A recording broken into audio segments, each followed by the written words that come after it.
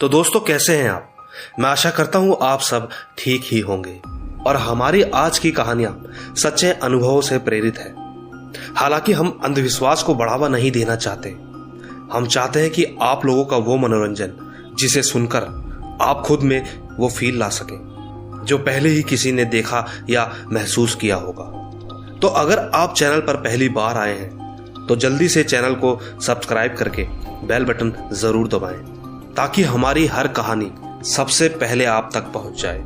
और अगर आप भी चाहते हैं कि आपका कोई अनुभव आप शेयर करें तो मुझे मेरे इंस्टाग्राम पर भेज सकते हैं। मेरी आईडी है महेश आर्या यूट्यूबर। और कहानी को पूरा अंत तक सुनने के लिए बने रहे मेरे यानी महेश के साथ। दोस्तों, मेरा नाम गोविंद है और ये बात उन दिनों की है जब मैं 12वीं कक्षा में पढ़ता था।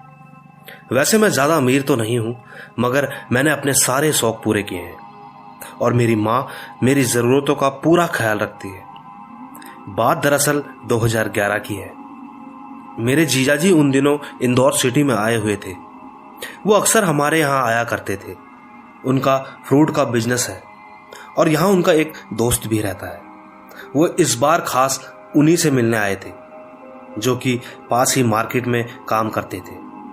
तो जीजाजी हमारे घर से खाना खाकर दोस्त के पास चले गए और जब मैं स्कूल से घर आया तो मैंने जीजाजी को ना पाकर मैं भी सीधा उन्हीं के पास चला गया। और वहां पहुंचने के बाद बाकी का दिन भी बीत गया और अब 8 बज चले थे। तभी जीजाजी ने घड़ी की तरफ देखते हुए कहा, मनोज, अब हम चलते हैं, मैं फिर आऊंगा कभी। तो मनोज भाई ने कहा, भाई इतने दिनों बाद आए हो, यहां से सीधा मेरे घर ही चलना और फिर सुबह ही जाना। दोनों की बातें चल ही रही थी कि मुझे वॉशरूम जाना था। तो मैंने मनोज भैया से पूछा, भैया वॉशरूम कहाँ है?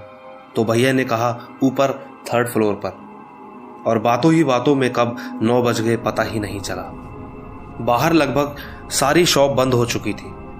वैसे वहां की सारी शॉप 7 बजे के बाद से बंद हो जाया करती थी और कुछ ही 1 या 2 शॉप 8 बजे तक खुलती थी। मगर मनोज भैया के पास आज बहुत ज्यादा काम था, इसलिए आज देर हो गई और मैं फटाफट 3rd फ्लोर पर पहुंचा। तो वहां का टॉयलेट कुछ खास कंडीशन में नहीं था। अंदर गया तो सामने की दीवार टूटी हुई थी और सामने की पूरी बिल्डिंग साफ दिखाई दे रही थी, जो कि बिल्डिंग के पीछे का हिस्सा था। मैं जैसे ही वॉशरूम करने लगा था कि मुझे एकदम से हवा में एक लड़की चलती हुई दिखाई दी। मैं एकदम सन्न रह गया। मैं बहुत ज्यादा डर गया था, मगर मैं चिल्लाया नहीं। मैंने डर को कंट्रोल किया और जल्दी से बाहर की तरफ ना देखते हुए हाथ वॉश करने लगा। सामने एक शीशा भी लगा हुआ था। शीशे में मैं खुद को तो देख रहा था, पर उस वक्त डर कुछ इस तरह लग रहा था कि जो मैंने अभी अभी देखा था वो शायद मेरा वहम होगा। और मैंने लंबी सांस लेकर खुद को समझाया कि वो वहम ही था। लेकिन जैसे ही मैं पलटा तो वो लड़की अब भी वहीं बैठी हुई थी और मेरी तरफ ही देख रही थी। मैं बिना कुछ सोचे समझे सीधा बड़ी तेजी से नीचे की ओर भागा और शॉप के बाहर जाकर खड़ा हो गया। मेरा पूरा शरीर एक अजीब सी घबराहट से जूझ रहा था कि तभी मैंने जिया जी को बोलते हुए सुना, मैं भी जरा वॉशरूम होकर आया। आप यकीन नहीं मानोगे, मैं उन्हें रोक नहीं पाया और डर के मारे मेरी आवाज ही नहीं निकल रही थी। और इतने में जिया जी ऊपर की ओर चले गए। मैं बस उन्हें देखता रह गया। कुछ ही समय हुआ था कि मैंने जिया जी को घबराते हुए नीचे आते देखा और वो नीचे आते ही मनोज भैया से बोले कि मुझे निकलना होगा, बहुत जरूरी काम है। और जल्दी से उन्होंने मेरा हाथ पकड़ा और हम घर की तरफ चल पड़े। शायद हम दोनों एक दूसरे से कुछ छुपा रहे थे। हम दोनों के सवाल एक थे, पर डर यह था कि पूछने पर मजाक न बन जाए। लेकिन उन्होंने मुझसे पूछ ही लिया।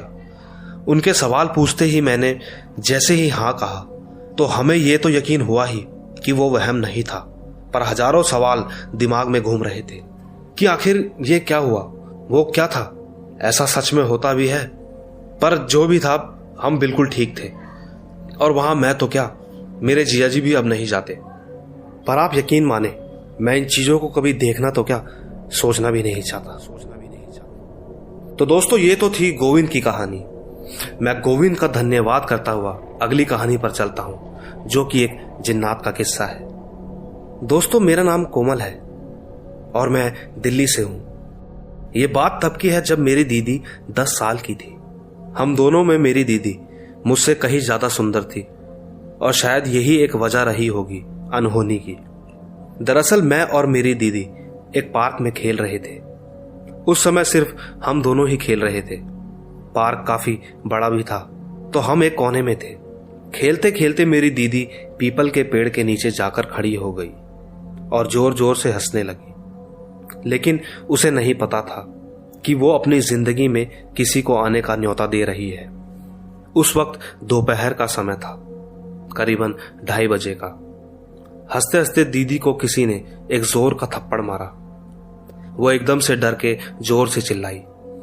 उसकी आवाज सुनकर मैं भागकर दीदी के पास आ गई और मैंने पूछा, क्या हुआ, आप चिल्लाए क्यों? तो उन्होंने कहा, मुझे किसी ने जोर से थप्पड़ मारा है। जोर से थप्पड़? मुझे दी की बात पर बिल्कुल भी विश्वास नहीं हुआ। आखिर ऐसा कैसे हो सकता है? मैं यह बात सुनकर एकदम हैरान रह गई, क्योंकि वहां हमारे सिवा कोई था ही नहीं। हम दोनों वापस घर की ओर जाने लगे और घर जाकर हमने मां को पूरी बात बताई। पर जाहिर सी बात है, अमूमन ऐसा होता नहीं है। तो मां ने उल्टा हमें यह कहकर डांट दिया कि किसी बच्चे ने मारा होगा, अब जाओ दोनों काम करो अपना। इसके बाद मां ने हमारी एक ना सुनी। वैसे अक्सर मैं और मेरी दीदी हम दोनों एक साथ ही सोते थे। और एक बात तो आप लोग भी अच्छे से जानते होंगे कि अगर किसी पर कोई साया होता है तो उसके साथ उसके घर वालों को भी झेलना पड़ता है। ठीक उसी तरह रात को सोते समय वो अचानक से जोर जोर से हंसने लगी और बार बार बोलती रही कि मेरे पेट में दर्द हो रहा है। ये बात मैंने मां को बताई तो मां ये देखकर हैरान रह गई कि इतनी रात को ये इस तरह क्यों कर रही है। उस वक्त तो मां ने डांट कर सुला दिया। पर यकीन मानो, मुझे खुद कितनी बार एहसास हुआ कि जैसे दी के पास कोई बैठा है, वो उसे छू रहा है। और तो और कई बार तो मुझे भी बुरे सपने आने लगे। जब सबको लगने लगा कि कुछ तो गलत हो रहा है, तब जाकर कहीं दीदी को बाबा के पास ले जाया गया और उन्हें पूरी बात बताई। बाबा ने कुछ अपनी क्रियाएं करी। उसके बाद हमें बताया कि इसके ऊपर किसी जिन्नात का साया है। हम सारे के सारे डर गए, लेकिन हम लगातार उसे बाबा के पास लेकर जाते रहे। धीरे धीरे दीदी ठीक होने लगी और आज वो बिल्कुल ठीक है। लेकिन किसी ने सच ही कहा है, कुछ पाने के लिए हमें कुछ खोना भी पड़ता है। मेरी दीदी आज ठीक तो है, पर उनकी सुंदरता अब पहले जैसी बिल्कुल नहीं रही। इस बात पर आपका क्या कहना है, कमेंट जरूर करें। तो दोस्तों, देखा आपने, कई बार इंसान उन गलतियों का परिणाम भोगता है जो उसने कभी सोचा भी नहीं होता है।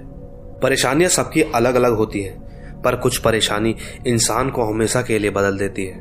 खैर, आइए एक नजर हमारी तीसरी कहानी पर भी डालें, जिसका शीर्षक है बारात। दोस्तों, मेरा नाम एंथनी पीटर है। मैं आगरा से हूं। यह बात 1998 की है, जब मैं सिर्फ 8 साल का था। उन दिनों शहर में बिजली की सुविधा ज्यादा खास नहीं हुआ करती थी। जरा सी आंधी या तूफान अगर आया तो बिजली चली जाया करती थी। और उस वक्त इन्वर्टर की सुविधा 100 में से 10 के घरों में ही देखने को मिलती थी। उस समय थोड़ा गरीबी का माहौल हुआ करता था।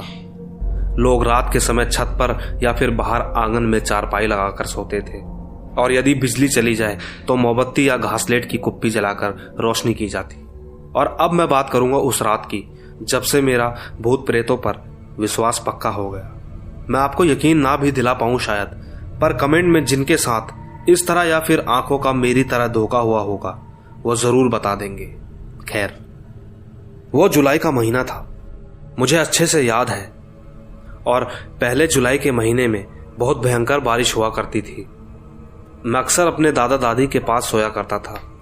एक रात बहुत तेज आंधी आई और थोड़ी ही देर बाद वो आंधी ठंडी हवा में बदल गई और हम सब आराम से चैन की नींद सो रहे थे। लेकिन पता नहीं मेरे कानों में बारात के ढोल तमाशों की आवाज सुनाई पड़ रही थी। और जब मैंने उठकर देखा तो मेरे घर से थोड़ा दूर मैंने एक बारात को जाते हुए देखा। दोस्तों, यहां मैं आपको एक बात बताना चाहूंगा कि मेरे घर से लगभग 100 मीटर की दूरी पर मेन रोड है जो कि हमारी घर की छत से साफ दिखती है। उस वक्त मैं नादान था। मैंने सोचा क्यों ना बाहर सड़क पर ही जाकर देख लूं कि इतने खराब मौसम में भी बारात कहां से और कैसे जा रही है। उस वक्त मुझे थोड़ा डर भी लगा, पर सोचा कि बाहर भी तो लोग सोए हुए हैं, तो फिर किस बात का डर। मैं जल्दी से दौड़ता हुआ सड़क पर पहुंचा। यकीन मानो मेरे पैरों तले जमीन ही निकल गई। पूरी की पूरी बारात जो मुझे छत से साफ दिख रही थी, और बारात तो हमेशा धीरे धीरे आगे बढ़ती है, तो 5 मिनट में इतना सब कुछ कैसे हो सकता था। पूरी की पूरी बारात कहाँ गायब हो सकती थी। जो मैंने अभी देखा वो मेरी आंखों का वहम नहीं हो सकता। अगर वो वहम नहीं था तो फिर वो और क्या था। ये सब देखने के बाद मैं डरते हुए बड़ी तेजी से भागा, और उस वक्त मैंने ज्यादा गौर भी नहीं किया। लेकिन आज इतना लंबा समय बीत जाने के बाद सोचता हूं कि वो क्या था आखिर। क्या आप में से कोई मुझे बता सकता है? खैर, ऊपर वाले की इतनी रहमत तो हुई कि कम से कम आज मैं जिंदा तो हूं। तो दोस्तों, क्या आप इस बारे में कुछ जानते हैं? अगर हां तो कमेंट जरूर करें, और कहानी अगर अच्छी लगी हो तो लाइक करना तो बनता ही है। बाकी याद रहे, आपका प्यार ही हमारा त्योहार है। Bye bye.